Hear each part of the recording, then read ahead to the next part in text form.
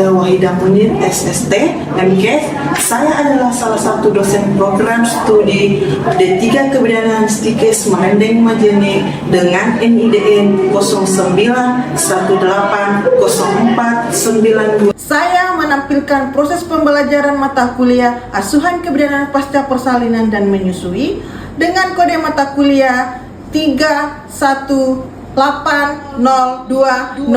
dengan bobot 3 SKS terdiri atas 2 teori, 1 praktikum. Pada semester 3, saya tim dengan Nur Anita, SST, MKes. Assalamualaikum warahmatullahi wabarakatuh.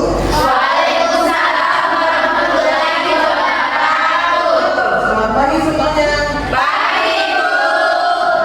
Apa kabar hari ini? Apakah kalian sudah siap menerima pelajaran hari ini? Siap, Bu.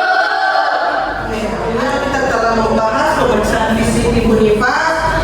Selanjutnya kita akan memasuki dari pertemuan ke-7 yaitu perawatan luka perineum. Sebelum kita membahas luka perineum, apakah masih ada yang ingat tentang pemeriksaan fisik ibu nifas?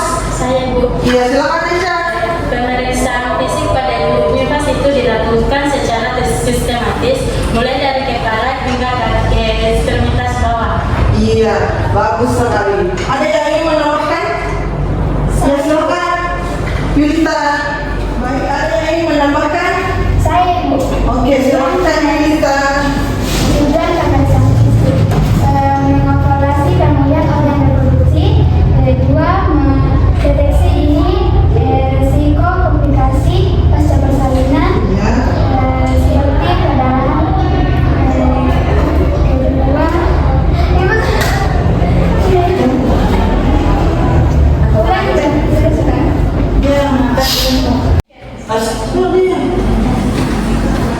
Pertemuan ke-7 yaitu luka perineum. Adapun capaian pertemuan ini, kalian harus mampu mendemonstrasikan perawatan luka perineum pada ibu nifas secara sistematis, aman, komunikatif dan sesuai prinsip pencegahan infeksi dan kewenangan bidan. Di dalamnya itu kalian harus mampu menjelaskan tujuan, prinsip dan indikasi perawatan luka perineum, mengkaji keluhan nyeri, kondisi luka, lobia dan tanda infeksi.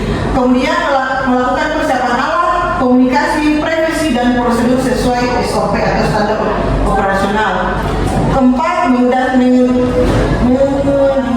tanda bahaya, nutrisi dan posisi menyusui yang aman. Yang terakhir, mengevaluasi bagaimana kenyamanan ibu, kebersihan luka, kemudian dokumentasi dan kebutuhan rujukan. Itu yang harus kalian catat.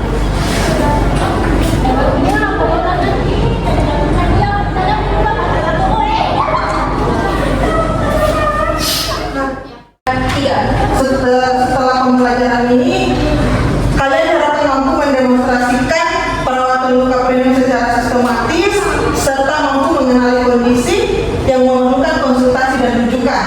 Kemudian selama pembelajaran ini, adik-adik diharapkan menganalisis kasus, mengamati demonstrasi, melakukan demonstrasi dan menilai menggunakan DOS. Apakah tujuan setelah pembelajaran ini kalian diharapkan mampu mendemonstrasikan perawatan luka perineum secara sistematis dan aman serta mengenali kondisi dan memerlukan konsultasi dan atau rujukan. Selama pembelajaran, adik-adik akan menganalisis kasus, kemudian mengamati demonstrasi, melakukan redemonstrasi dan menilai menggunakan DOS. Apakah tujuan pembelajaran kita sudah jelas? Jelas, Bu. Baik, selanjutnya kita akan memberikan kasus, kemudian bagikan kelompok. Silakan didiskusikan dengan teman kelompoknya. Ibu kasih waktu 1-5 menit untuk mendiskusikan apa saja yang harus dinilai di kasus tersebut. Paham? Oke, kita bagi kelompok ya.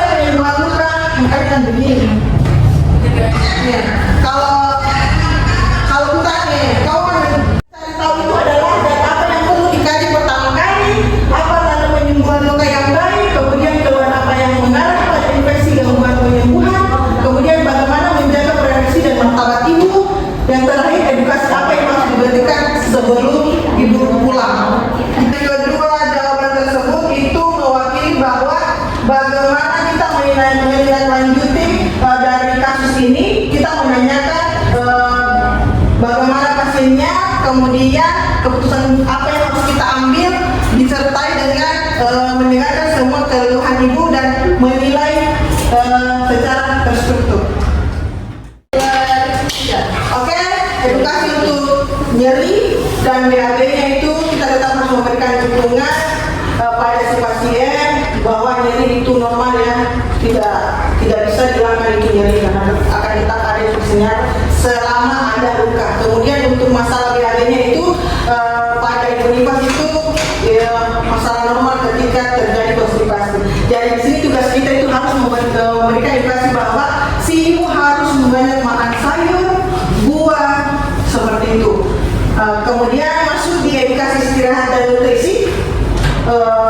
Istirahat harus setiap 2 jam atau mungkin bayinya tidur, ibunya juga ikut tidur. Tapi tidak semua itu bisa ikut tidur jika bayinya tidur. Terlalu banyak aktivitas di luar sana. Kemudian kalau masalah nutrisi diperhatikan ya, zat besinya, vitamin C-nya, cairan untuk proses penyembuhan luka. Kemudian masuk di tanda bahaya bahwa segera kembali bila nyeri bertambah atau hebat, berarti sudah masuk di tanda bahaya itu. Kemudian demam, kalau masih demam 37 masih aman, tapi kalau sudah lebih dari itu sudah masuk tanda bahaya. Dan demam itu wajar pada ibu nifas, tapi kalau suhunya tinggi itu sudah masuk di tanda bahaya. Kemudian jangan usahakan lukanya tidak boleh terbuka ya, seperti itu.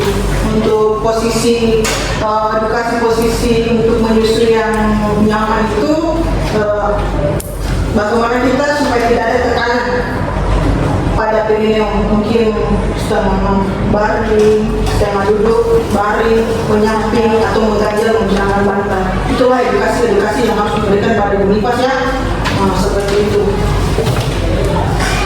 Bagaimana menyusui tetap nyaman saat ada luka perineum ya? Sebenarnya luka itu sebenarnya membuat ibu sulit untuk duduk lama karena masih nyeri. Tetapi kita sebagai bidan harus memberikan posisi yang nyaman, bagaimana memberitahu si pasien ini posisi yang nyaman loh untuk kita sebagai ibu nifas untuk menyusui bayi, seperti itu. Jadi kalian menjadi seorang bidan itu harus hafal posisi-posisi yang nyaman untuk menyusui ya. Kemudian ada 3 berbaring ini, mengurangi tekanan saat duduk cocok bila nyeri perineum. Kalau posisi semi reclining yaitu ibu bersandar, panggul secara rileks, gunakan bantal penyangga. Kemudian duduk dengan penyangga, gunakan bantal itu sesuai dengan kenyamanan dan hindari tekanan langsung pada perineum. Setidaknya kita memberikan posisi itu intinya menghindari tekanan pada luka perineum ya, seperti itu. Kemudian masuk di faktor-faktor yang mempengaruhi penyembuhan luka, ada 2 ya, ada faktor internal dan eksternal. Kalau faktor internal itu kita lihat ada status nutrisinya, proteinnya bagaimana, zat besinya, vitamin C-nya. Kemudian masuk di usia. Usia itu juga mempengaruhi penyembuhan.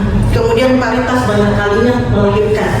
Kemudian kondisi umum ibunya, kita semua ibu setelah melahirkan itu tidak sama semua kondisinya, ada yang kuat, ada yang tidak ya. Kemudian penyakit penyerta misalnya diabetes itu. Kemudian stres, kecemasan dan kelelahan. Kalian harus pahami bahwa ibu menyusui itu harus bahagia, tidak boleh stres, tidak boleh cemas. Hanya dalam ibu nifas itu kita selalu memberikan dukung atau support kepada si pasien. Kemudian kita masuk di faktor eksternal, ada derajat luka dan teknik penjahitannya ya. Tergantung tadi, kalau masih ingat tadi bahwa derajat luka itu ada 4, kalian punya kewenangan di derajat 1 dan 2. Kemudian teknik penjahitannya seperti apa dan bagaimana. Selanjutnya masuk di kebersihan perineum dan pembalut diganti ya. Kemudian mobilisasi dan istirahat seimbang. Dukungan keluarga, akses kontrol atau rujukan bila ada tanda bahaya. Jadi ada proses follow up. Kalau ada yang memang tidak memang, silakan kembali ke fasilitas kesehatan maupun puskesmas mau ke rumah sakit juga boleh. Yang penting tempatnya adalah fasilitas kesehatan. Itulah tadi dari penjelasannya itu, dari penjelasan yang Ibu berikan tadi, itulah tadi kasus nyambung dengan kasus yang Ibu berikan. Yang di kasus A tentang nyerinya, takutnya membersihkan luka, kesulitan menyusui, dan bagaimana memberikan edukasi, dukungan psikologis, serta pemilihan posisi yang menyusui. Jadi dari kasus tadi yang diberikan, yang kita diskusikan, itulah yang kalian temukan. Ini akan kalian berikan edukasinya, seperti itu ya. Bisa? Iya, Bu. Oke. Oke, waktu kuisnya sudah selesai. Ibu harap ditunggu batasnya.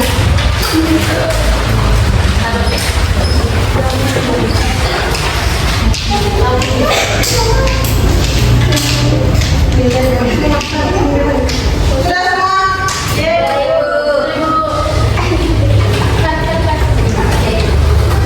Oke, setelah proses pembelajaran hari ini selesai, kuis juga sudah selesai, berarti juga pertemuan kita hari ini. Sampai ketemu di laboratorium ya. Sekian dan terima kasih atas partisipasinya hari ini ya adik-adik. Assalamualaikum warahmatullahi wabarakatuh.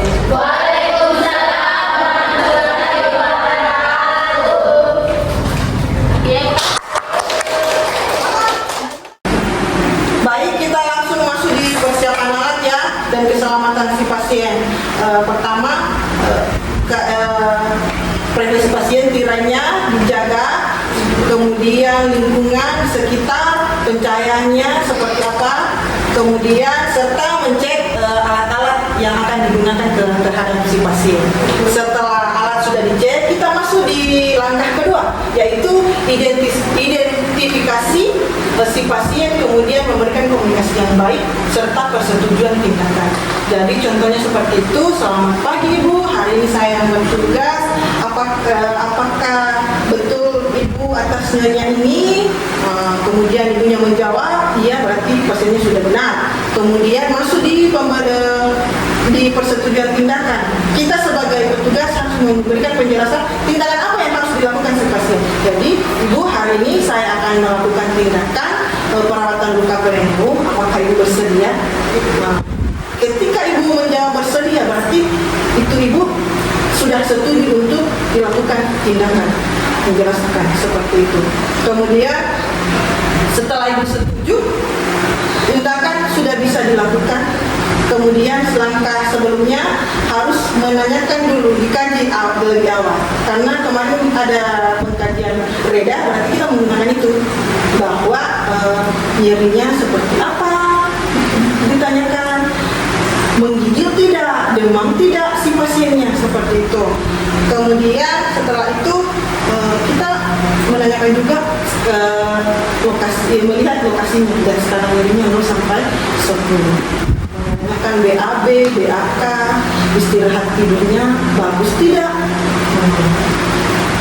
Kemudian pada saat dia proses menyusui, posisi seperti apa yang dia membuat nyaman supaya tidak ada penekanan pada luka. Setelah itu kita langsung masuk di cuci tangan, kebersihan, melakukan cuci tangan sebelum dan sesudah, kemudian memasang APD. Ya, jangan lupa itu ya, untuk mencegah terjadinya infeksi silang seperti itu. Kemudian tindakan yang dilakukan harus sesuai dengan standar SOP. Selanjutnya kita masuk di posisi dan privasi si pasien. Berarti kita menanyakan Ibu posisi atau membantu Ibu posisi seperti apa yang membuat dia nyaman. Mungkin setengah duduk kah, posisi litotomik kah, ya kan? Kemudian setelah itu kita lakukan observasi luka. Kita melihat kondisi perineum si ibu, ya, kondisi perdamaian loya apa yang keluar, kemudian terjadi perdarahan tidak, lukanya seperti apa, ada memar tidak, ada sekret tidak, itu yang diperhatikan pada saat pemeriksaan di daerah perineum. Kemudian jangan lupa menanyakan keluarnya apa sama ibu. Setelah itu sudah selesai semua yang ditanyakan, berarti kita sudah bisa masuk langsung di perawatan perineumnya, ya, sudah masuk di langkah atau tindakan. Pertama itu memasangkan perlak. Anggap saja ini kita pasangkan seperti ini, ya. Kemudian kita menggunakan pantom, ya, menggunakan pantom.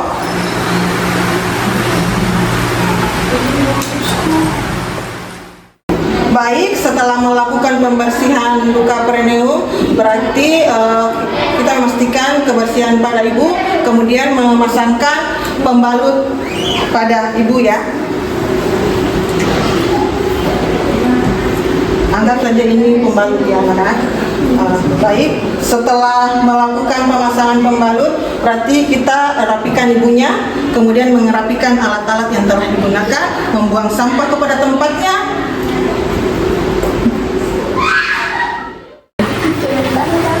Baik, setelah ibu tadi menjelaskan, memberikan contoh, ibu minta kesediaan satu orang mahasiswa untuk melakukan tindakan perawatan luka perineum.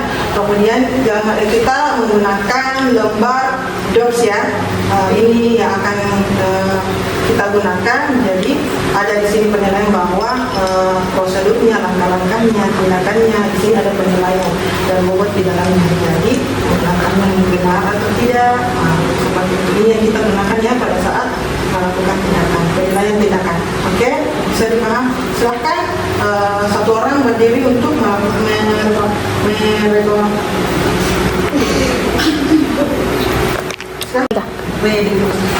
Baik, silahkan satu orang untuk meredemonstrasikan luka perawatan perineum. Silahkan berdiri, Nak. Oke, sebelum melakukan tindakan, jangan lupa ada 4 fokus yang harus dilakukan, yaitu yang pertama keselamatan pasien, privasi pasien, pencegahan infeksi, dan urutan prosedur dan serta pemberian edukasi kepada pasiennya. Oke, silahkan. Pertama, siapkan alat sesuai standar operasional. Ya, selanjutnya Setelah Aisyah tadi melakukan perawatan luka perineum, sepertinya ada langkah-langkah yang dia lupa. Mungkin ada dari kalian yang bisa menambahkan langkah di bagian mana yang terlupakan. Ya, silakan.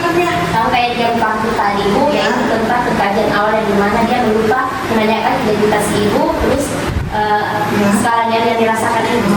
Kemudian apa lagi? Tentang posisi yang nyaman musuh yang dirasakan. Posisi yang nyaman. Nyaman di ibu. Apa lagi yang dia? Oh, itu. Baik.